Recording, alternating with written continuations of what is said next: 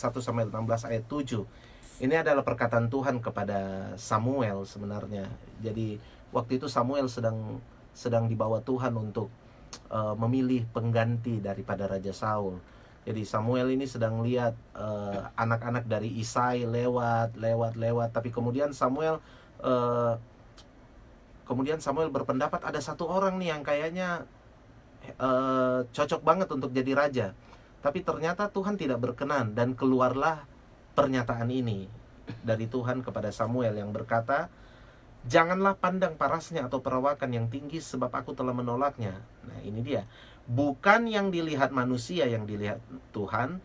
Manusia melihat apa yang di depan mata, tetapi Tuhan melihat hati. Jadi ternyata concern Tuhan itu pada hati manusia, bukan kepada apa yang kelihatan, tapi apa yang tidak kelihatan. Dan memang ini menjadi sangat benar. Kenapa demikian? Karena hati itu adalah secret place kita dengan Tuhan. Secret place kita dengan Tuhan itu adalah hati kita.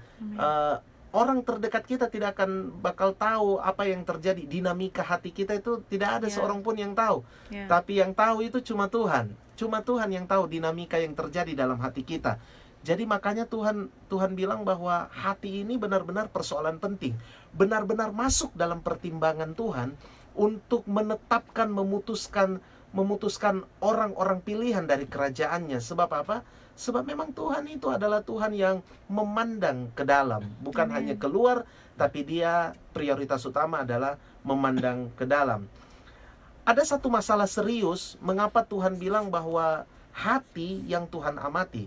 Selain daripada hati, saya katakan tadi sebagai secret place kita dengan antara kita dengan Tuhan, ada sebuah fakta, ada sebuah kenyataan yang sangat serius bahwa ternyata hati ini juga adalah tempat di mana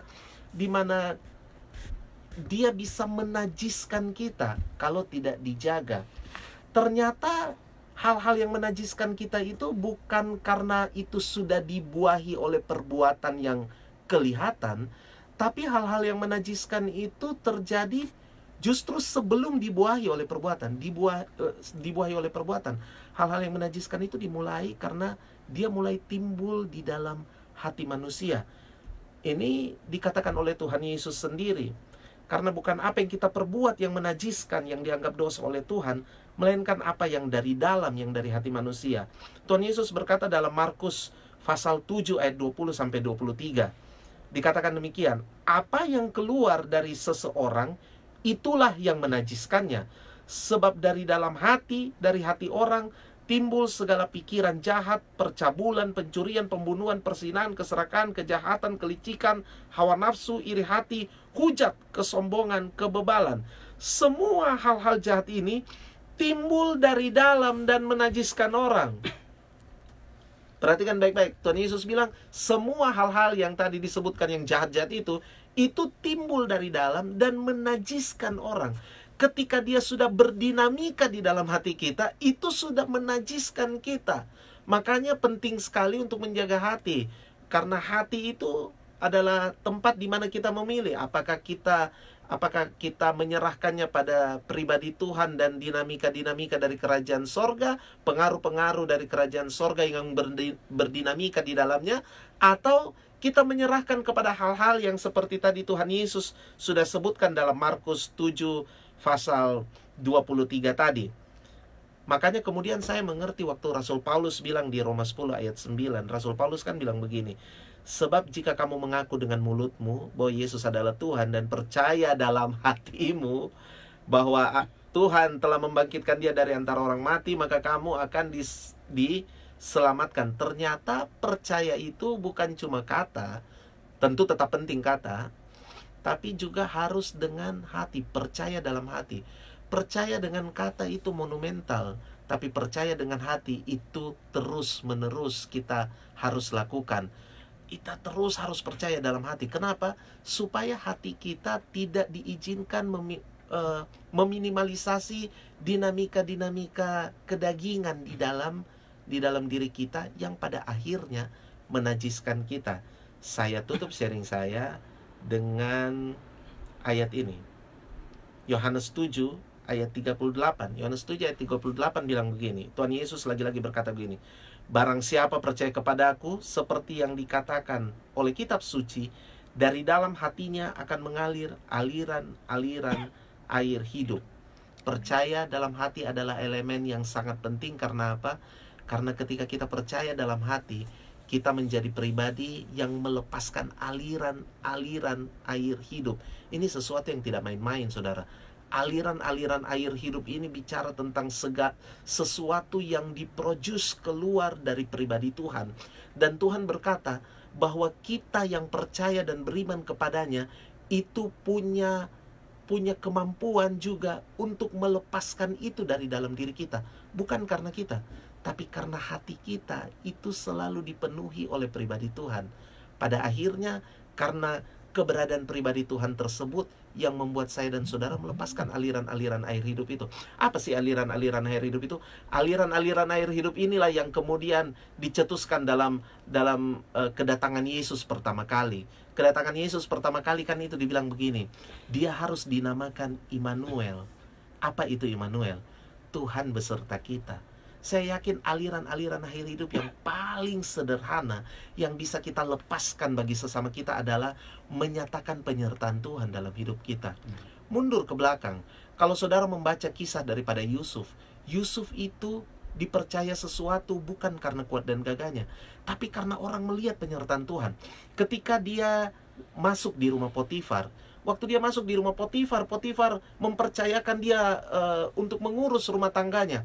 Alasan Potifar adalah ini, karena Yusuf disertai Tuhan. Siapa Potifar? Potifar tidak kenal Tuhannya Yusuf, tapi dia kenal Tuhannya Yusuf lewat pribadinya Yusuf, dan tidak dapat menyangkali bahwa Yusuf disertai Tuhan.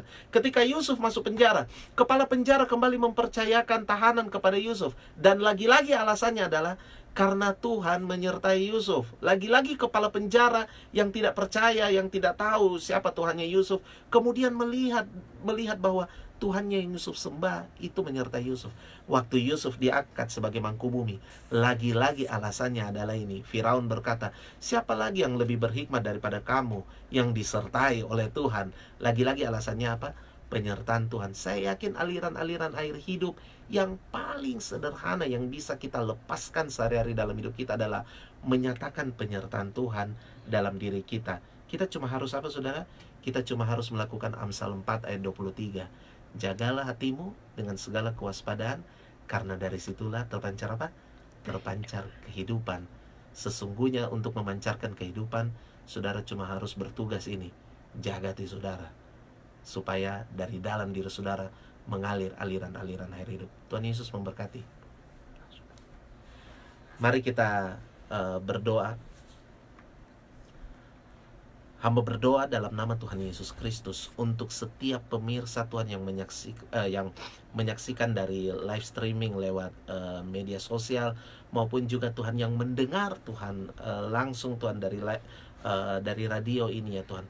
Hamba berdoa dalam nama Tuhan Yesus agar mereka dicengkram oleh firman-Mu yang berkuasa. Kami melepaskan firman bukan dengan pengetahuan, bukan hanya karena ini merupakan kata-kata atau serangkaian pengalaman yang kami tahu dan mengerti, tapi kami melepaskan kehidupan. Kami percaya setiap kali firman dilepaskan, maka yang dilepaskan adalah kehidupan dari Tuhan Yesus itu sendiri. Mari cengkram setiap yang mendengarkan siaran ini ya Tuhan. Cengkram mereka dengan pribadi-Mu, dengan kebenaran ini Tuhan, sehingga mereka tidak punya alasan yang lain untuk menjauhi diri-Mu.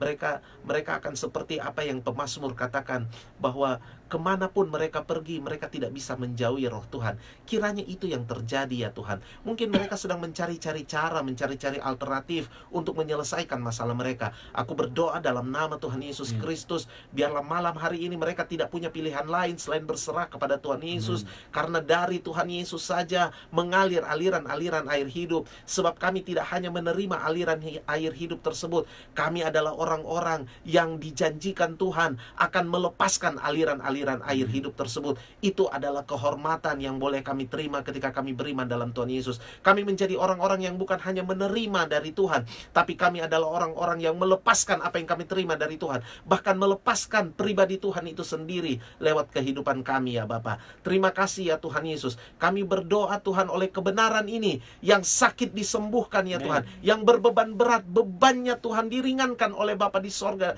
Bahkan Tuhan, kami berdoa Tuhan, yang punya masalah pergumulan ya Bapa dalam sorga, mereka menemukan jawaban Tuhan, karena Tuhan adalah Tuhan yang selalu menjawab ya Tuhan. Terima kasih ya Bapa dalam sorga. Kami bersyukur kepadamu ya Tuhan. Biarlah Engkau memberkati semua pemirsa yang ada ya Tuhan. Biarlah mereka Tuhan diberkati oleh Tuhan, menerima berkat Tuhan, hidup di dalam berkat Tuhan, dan membagikan berkat Tuhan lewat kehidupan mereka.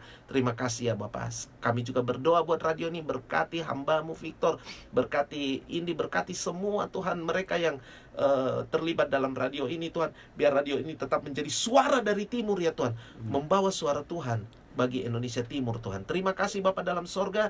Bagimu segala pujian, hormat, dan kemuliaan dalam nama Tuhan Yesus kami sudah berdoa. Haleluya.